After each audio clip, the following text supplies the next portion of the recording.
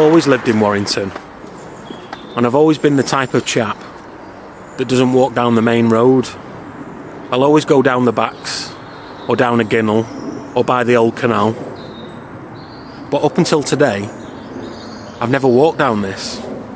It's called the Gullet, and it's been called the Gullet for many years.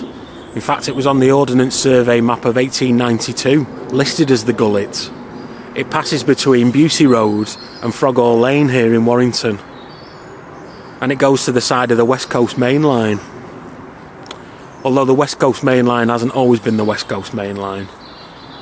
It used to be owned by the London and North Western Railway Company, and they were the largest joint railway company in the UK at the time.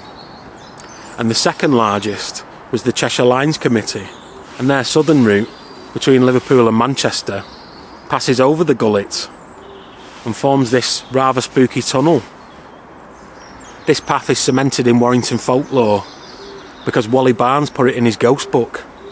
He told the tale of the little girl in the Gullet, and the story goes as follows. A mother sent her daughter to take her tea, or evening meal for you southern softies, to her father, who was working at Pearson and Knowles Foundry. Pearson and Knowles Foundry became Lancashire Steel in 1930 because they amalgamated with two other companies that would be Partington Iron and Steel and Wigan Iron and Coal.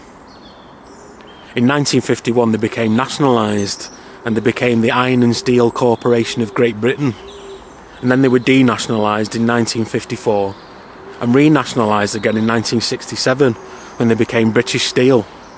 But anyway, the little girl was taking a basket of food to her father, and she was going through the spooky tunnel, and there was a tramp asleep in there, and she was startled by the tramp, and the tramp was startled by her, and he bolted upright and scared the little girl, and she ran off home, and apparently some hours later she died of shock.